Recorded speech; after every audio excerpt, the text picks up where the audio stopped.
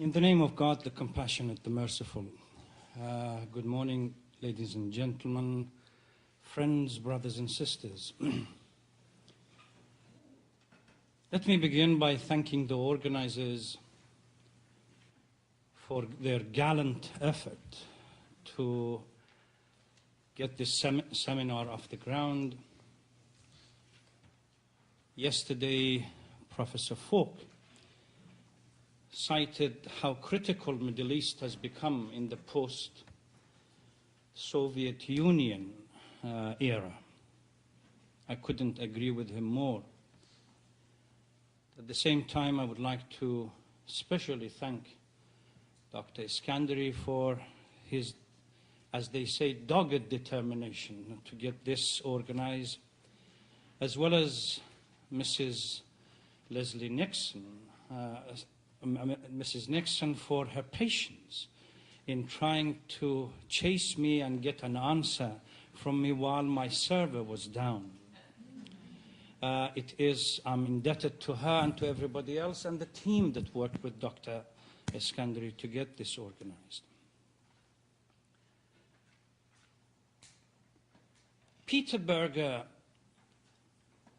in an article that he wrote many years ago, stated that once he was asked to make a comment about the first volume of articles that were published from the fundamentalism project, that he was asked to express his opinion.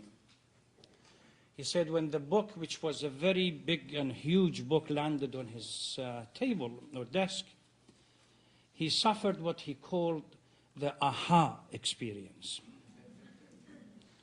I know this is not a Catholic church, and we are not in the confession period on Sunday morning, but I have a confession to make. When I first received the title of the third panel, God and War, Does Religion Cause Violence? Inadvertently, I suffered that aha experience. I was wondering, why is it that suddenly this issue, in the critical time, the desperate time that we are going through, this is brought up to the surface? But I gave it a little bit of thought and asked, why not? If we don't do it here, who else would do it? So, but before I would go on with this, last night, as we were at the dinner party and the theme of the next year's conference was announced, the role of humor. It was strange that in January this year, I also, as I worked with that, now the previous professors had the opportunity to go through the marketing pitch and they sell their books. I have to do the same thing, but not the book that I'm selling, the idea that I work with, and that is the interfaith dialogue that I work with. I work with, in addition to the Abrahamic Initiative program at St. John's Cathedral, I also work as a member of St. Paul's United Methodist Church, which is a conversion of Buddhist, Muslims and Christians coming together to discuss various ways of bridging the gaps between communities. In January, we were talking about what kind of methodology will be more effective in doing dialogue. And we came to conclusion that humor and satire probably will be another way of, another approach. And the collection of stories about Mullah Nasruddin in Farsi came to my rescue in getting some of those ideas and developing a methodology of dialogue. So I congratulate the organizers for next year to think that humor has a role to play in international relations. But going back to my own point, the next 15 minutes I intend to, coming out of Aleph School of Theology, to spend some time deconstructing the question and then a few minutes reconstructing it, and then closing the argument. In the deconstruction part, when you ask somebody the question, does religion cause violence? I think the answer depends on their ideological baggage. Some people would jump immediately, depending one way or the other. So if you ask a secularist, I don't intend to challenge Dr. Hashmi as far as the definition of it, whatever definition we choose. If you ask a secularist whether religion causes violence, if they have bought into the idea of historical development, the fact that religion was associated with an era of human history that one could define it as bankrupt or somehow less advanced or even sometimes barbaric and so on, then naturally religion has no role to play in the advanced state of human development, and religion has to be blamed for all the ills and the violence that exist in the world. This kind of mindset comes out of an ideology that does not accept any critical vocabulary outside the secular narratives. The space for thought beyond the Enlightenment thought doesn't exist. It's the moral high ground, and religion was part of the old order and has to be blamed for all the ills that we have today. I'm not here to go through the detailed analysis of the problem with this worldview. Simply, it's one worldview. There is a second opinion that agrees with the first as far as the conclusion, which means, yes, religion is to be blamed for all the violence. But however, it does not buy into the epistemology of the secularism. It looks at it from a different angle. It considers religion to be the cause of violence for no other reason but the presence of few violent narratives in some texts. Whether it's Judaic and the Jewish tradition, the Christian tradition, or the Islamic tradition, they simply look at these verses, and since these verses exist, somehow they believe that miraculously the presence of these verses in the text changes or removes human agency and changes humans and the followers of that particular faith into some kind of a robot. And hence, they turn into violent beings.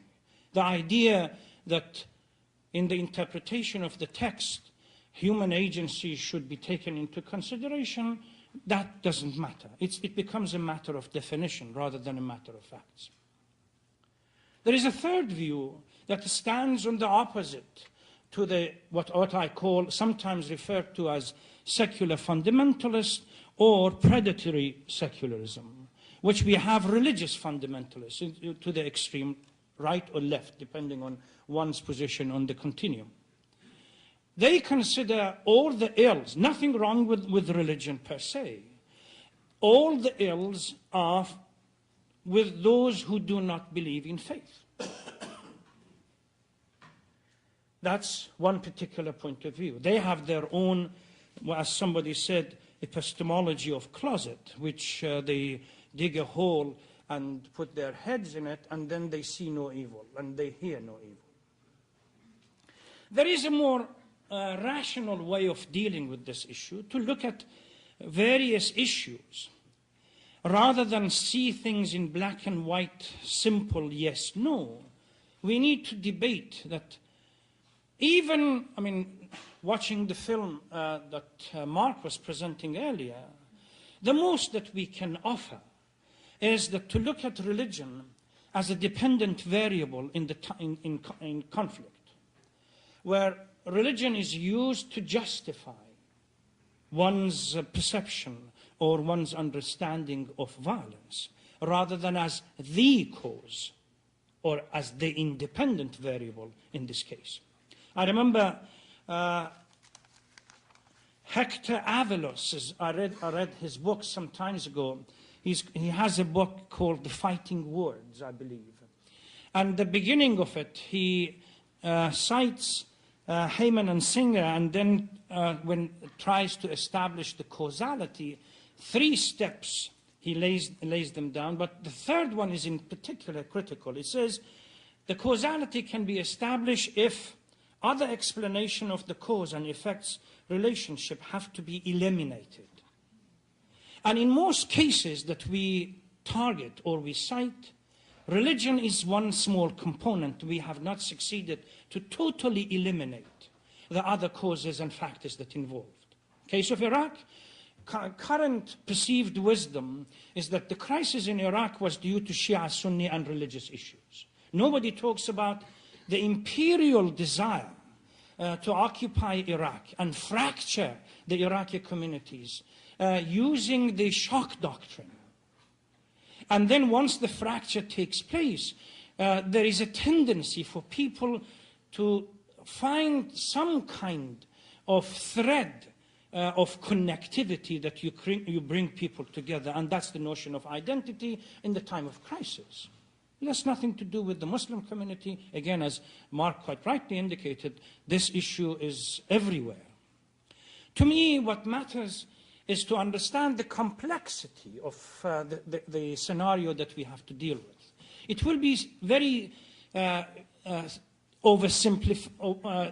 say nothing but oversimplifying the situation, that blame religion as the cause of violence. To me, as an individual, as a theologian, it doesn't make any difference.